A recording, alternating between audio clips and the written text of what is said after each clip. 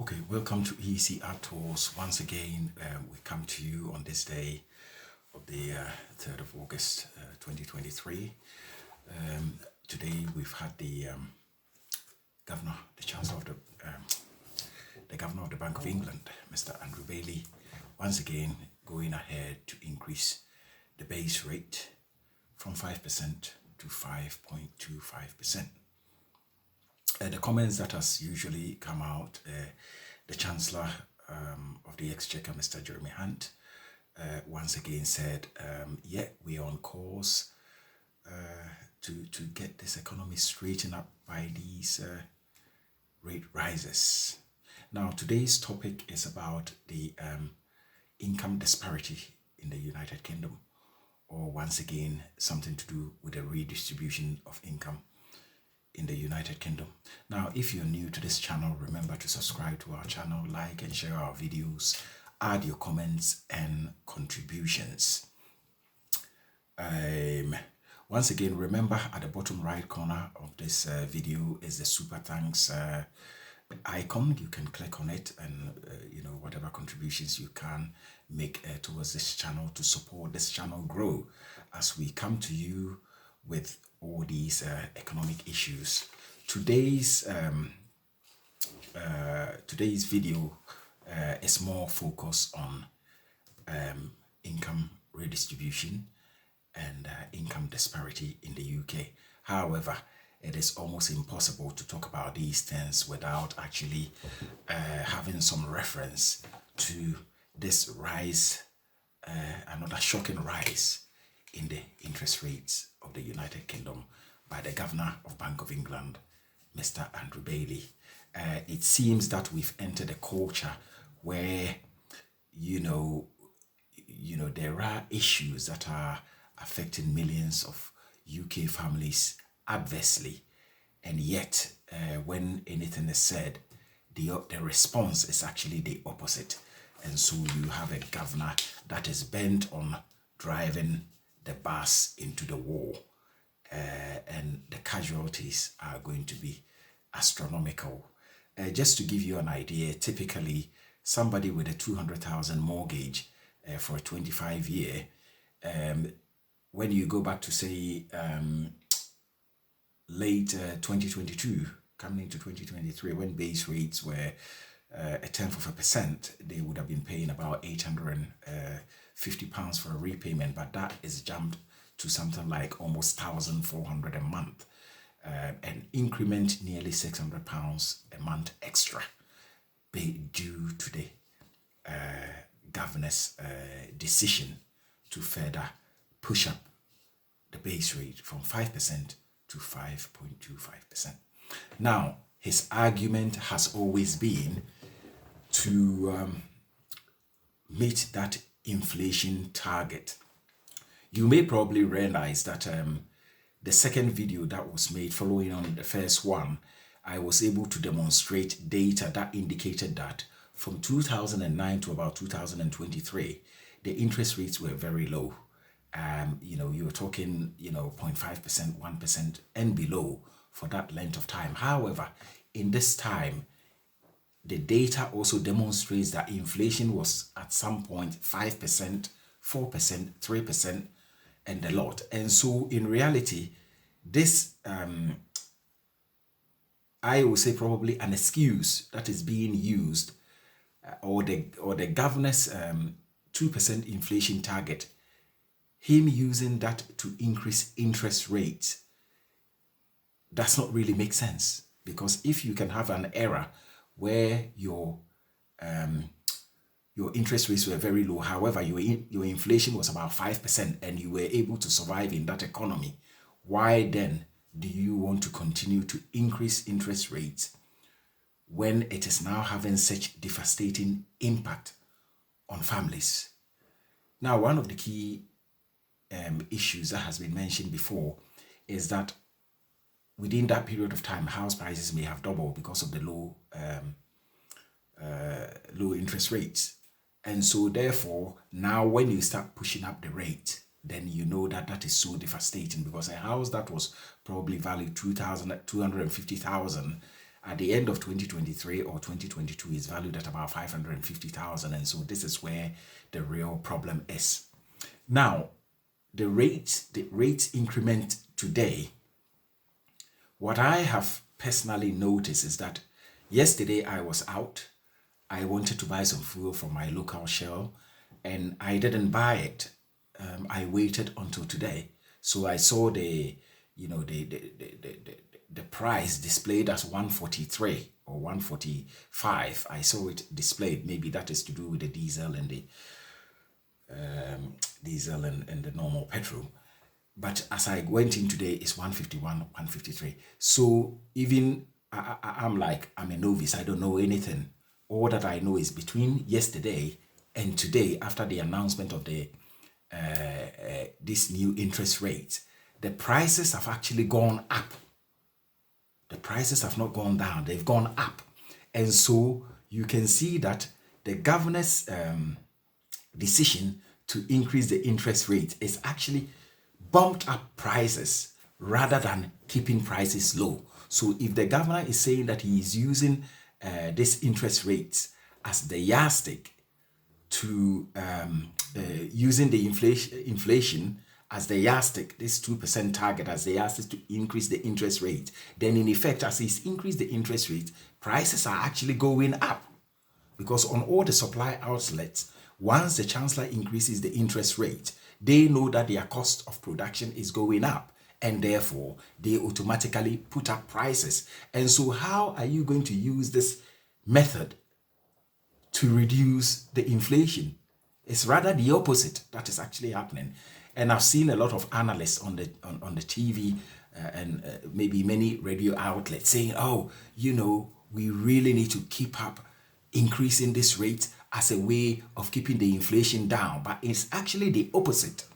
There was only one sensible economist that actually mentioned that the governor's action of putting up interest rates as basically using the inflation, 2% inflation as a yardstick to increase interest rate is a bit like basically trying to cut an oak tree with a blunt tool.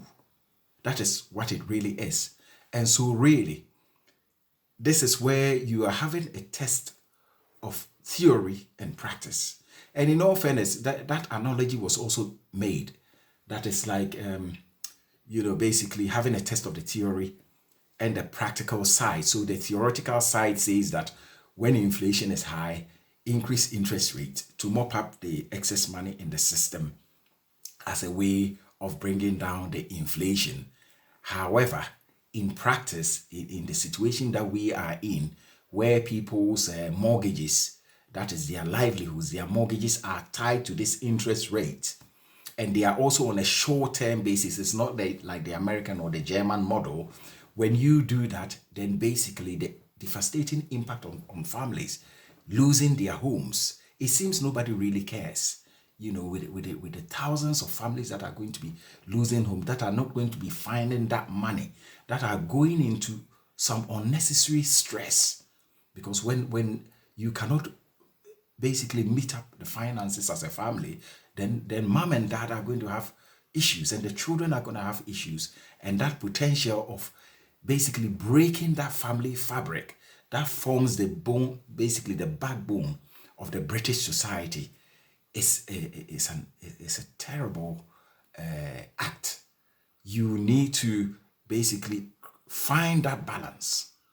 But what is more important is the protection of the family, which then is the protection of the society, which then reduces antisocial behavior and all the negative issues associated with this type of situation that is going to cause families to be destabilized. It needs to be stopped. I mean, the question is that how far is the governor willing to go on this journey? Basically with total disregard to families. And then you hear the chancellor says, great, we are on course to do it. Obviously, as I said in my previous video, many analysts or critics have said that the chancellor's his basically his experience in the finance world is limited, because he actually admitted himself that he took his first finance course when he was over 50. And so then that is a problem for him to really get a very good overall understanding of where this thing is going. Is it deliberate? Do you know about it and you still want to go down that direction? It is a pity that this type of a situation can carry on. But in all, I guess the argument is that increment in the rate is actually pushing up the inflation. So when you follow that theory in terms of its practicality, it really isn't working like that. You really need to be looking at the impact of your actions on the families, how it is affecting homeowners. Where are they expected to find that extra? I mean, I only did an analysis based on just a £200,000 mortgage. But if you're in London, your average mortgage is in the excess of 400,000. And so this is double the amount. So you will potentially be looking at monthly increments of about £1,000. And where are you going to find that kind of money from?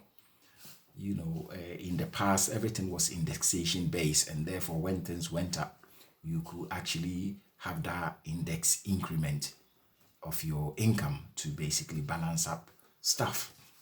And so this is a problem and it needs to be resolved.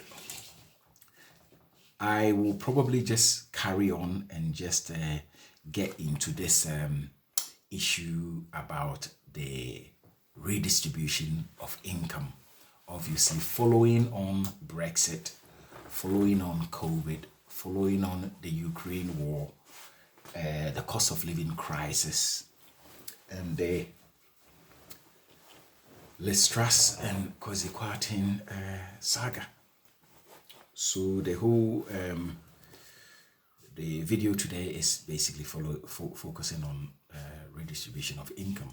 So according to the Office of National Statistics, your average, basically pre-COVID, post-COVID,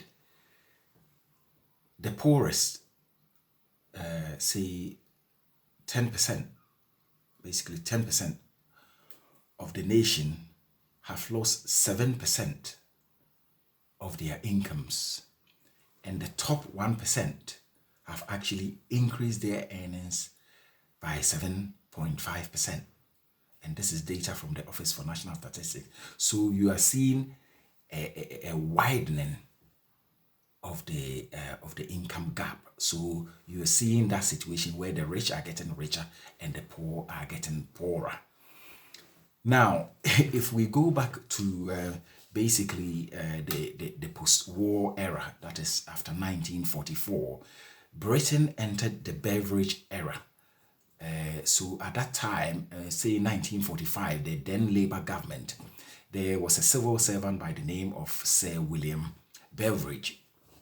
He designed the welfare state, and the intention was basically to ensure that poverty in the UK was eradicated by creating a baseline for the British society and the British people.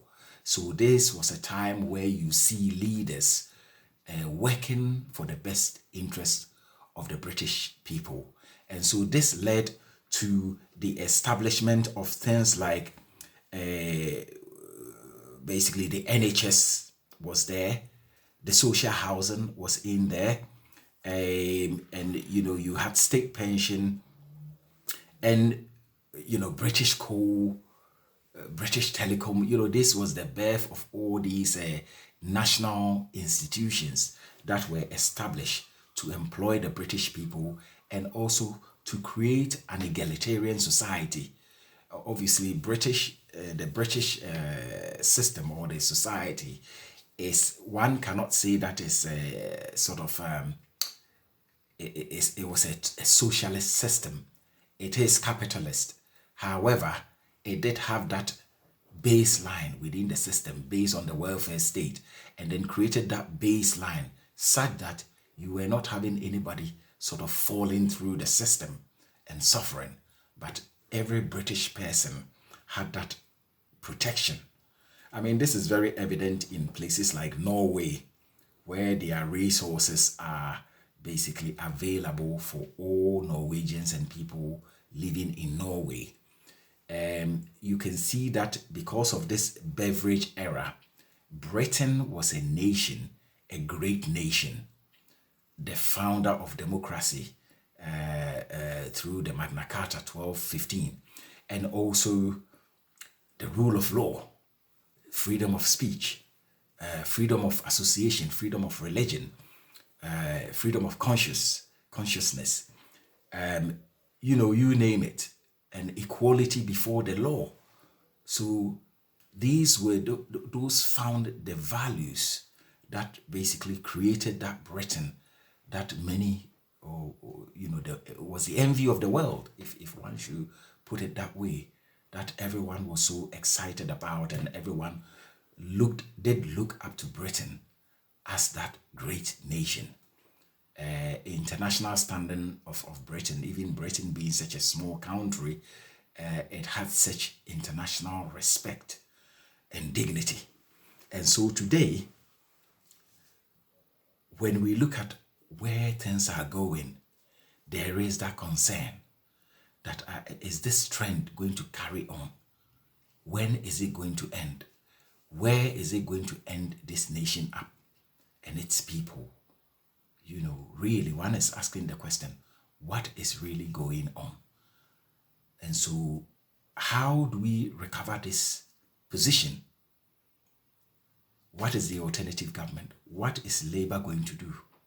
The Labour government going to do? What are basically at the time of the Second World War in 1945, it was a Labour government that brought in all these great welfare state measures to basically solidify the respect and the dignity of this nation.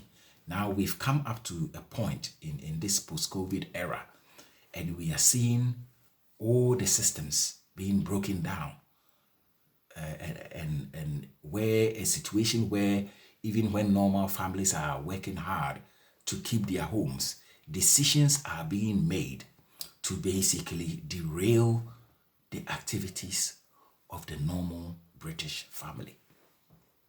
We all heard in a few days ago when British Gas declared a profit of almost £1 billion. And so this comes into the redistribution of income in the UK, whereby we are seeing that if you go back to the pre-COVID era and the post-COVID era, your poorest, maybe 50%, have probably lost about 20 to 30% of their disposable income. And then your top 1% is probably made another 30 to 40% in their incomes and their wealth. And so how can a nation with a government that are supposed to be looking out for the best interests of the people go down this route?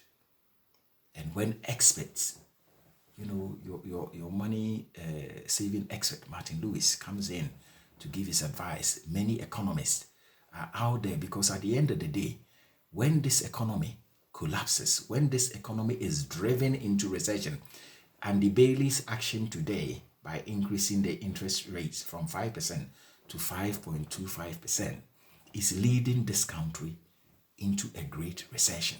Because when that happens, people panic and people don't want to spend, because people are looking out to the cost that they are going to be picking up on their mortgages, and the banks are there basically creaming this money.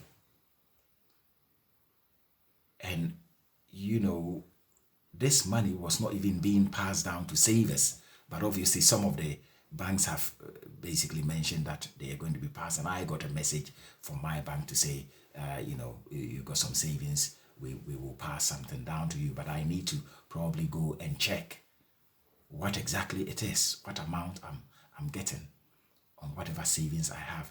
But the point of the matter here is the fact that if we are going to change our system, whereby we are going to adopt the American style or the German style, where mortgages are fixed for 20 years, 30 years, and 15 years for the person that is taking up the mortgage to basically take the mortgage with that long-term fixed rate, then we can play with the economy. Then you can increase up the interest rates if you like. But if our system is not like that, then this action is basically causing a big problem for families, and it needs to be stopped. It cannot carry on like this.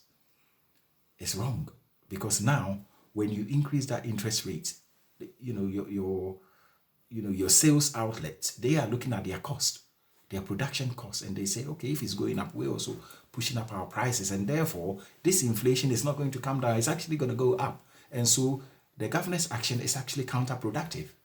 It is not really doing what it's supposed to do. But unfortunately, the Chancellor of the Exchequer is also saying we are on course to doing it. You see?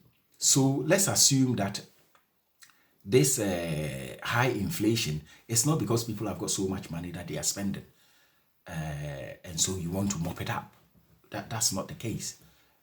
The issue is that people have got multiple, basically these supermarkets, parking, charging, parking, airport parking charges, fuel prices, electricity and gas. Everybody puts up their price because they can, because nobody is checking on them.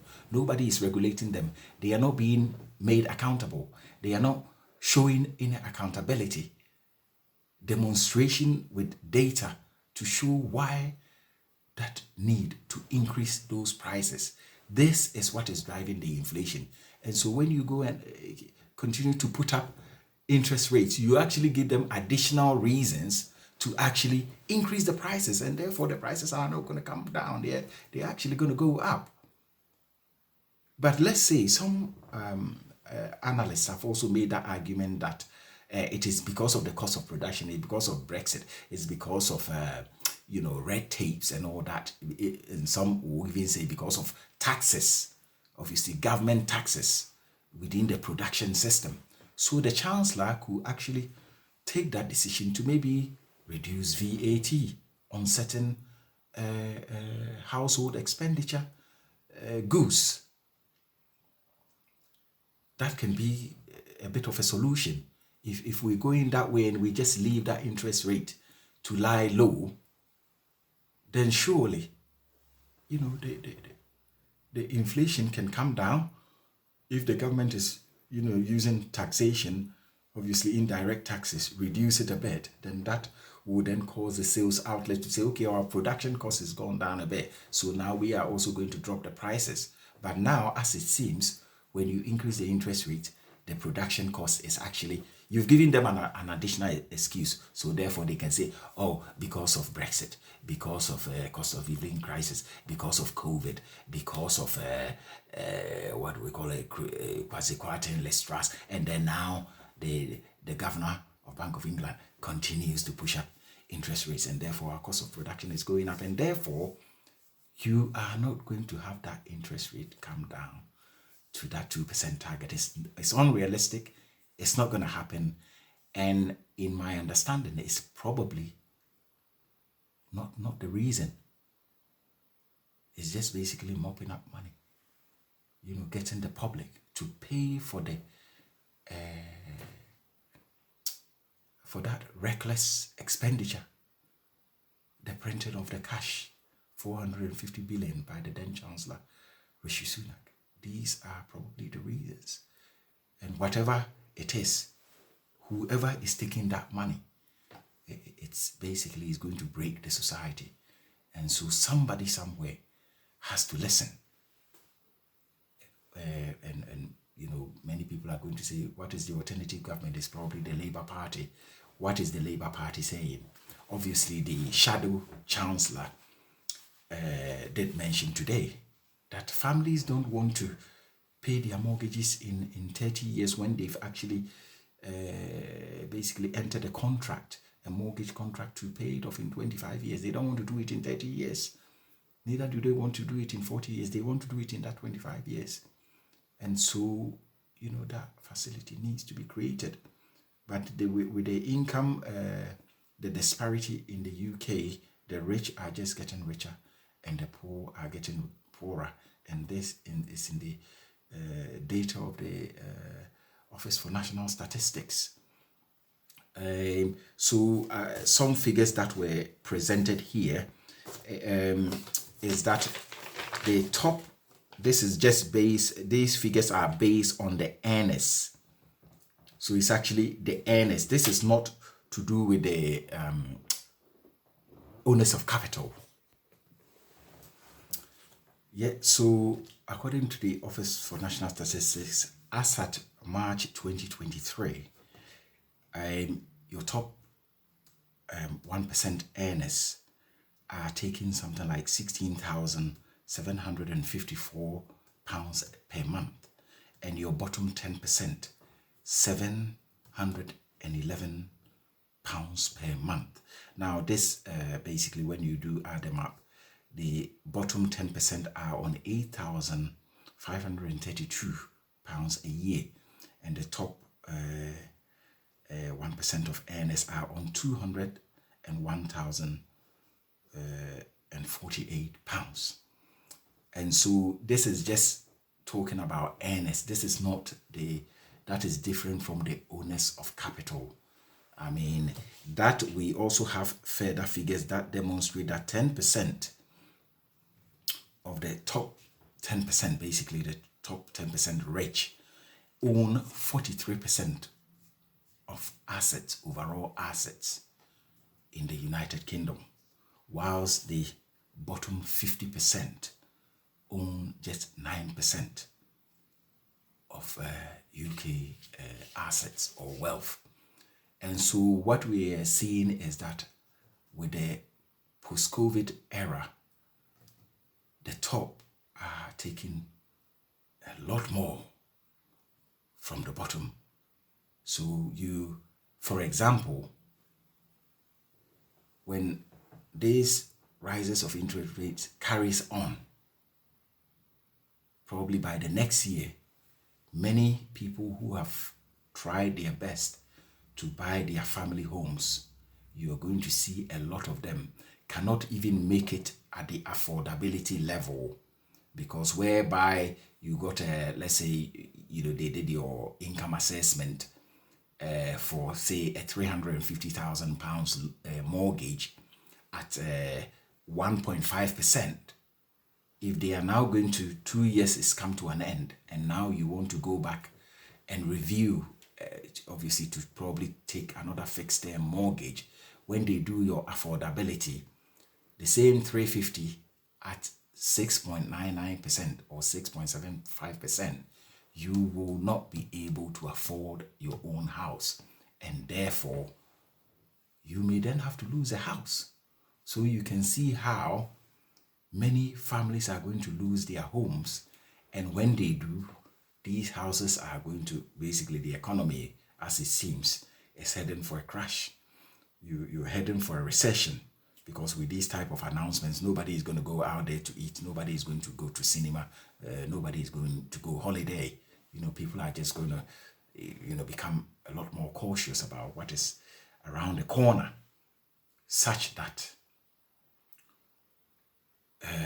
you don't have that extra money, and you're losing your home, and these houses comes back onto the market, and they just have to come back onto the market even a lot cheaper.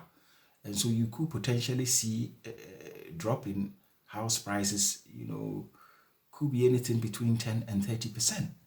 And when that happens, it's only those with access to money that can actually come and then buy these houses. So that you can see here, the bottom 50% will continue to lose their assets holdings. So this figure could even drop further from 9%. Basically, the poorest 50% owning 9% of British wealth or assets.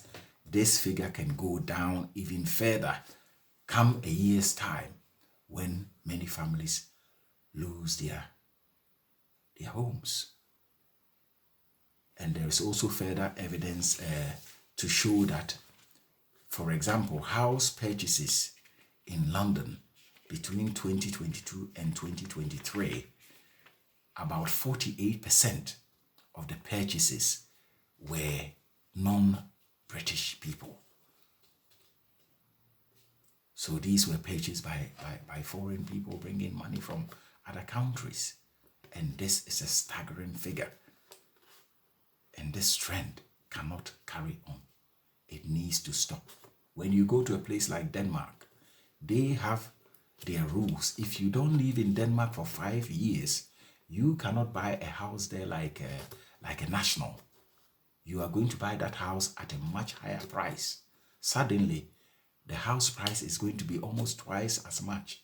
And therefore, you are not going to go there to say you want to invest, because that means if you buy a house in Denmark, say if the house in the normal market is 300,000, you may be buying it for 580,000. So you're basically losing a huge chunk of money, and so you're not going to do it. You're going to go there and live in that country, work, and then after a certain number of years, you will then buy your house.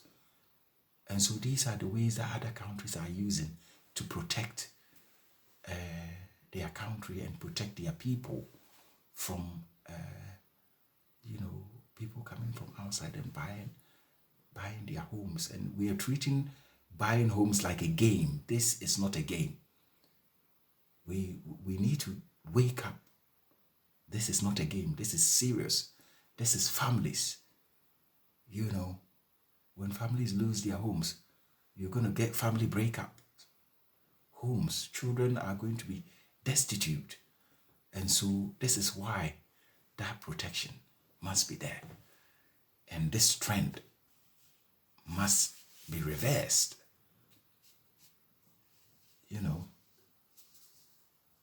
We need to recover the position of this country. The leaders, they need to be made accountable in their actions. And when these matters are brought to the fore, that something needs to be done about it. Because there's been so much talk on the news, on the radio, and yet you have a governor that continues to ignore everything carried on with the increment of UK base rate, which is causing devastating impact on families. Something needs to give. What is the Labour government got? Is there an alternative to all this mess? Anyway, remember to add your comments and contributions. As I said, you can click on that bottom right button, the super thanks, and donate something to help this channel grow. And so we will come back to you with more interesting issues in our next video. Thank you very much for watching ECR Talks.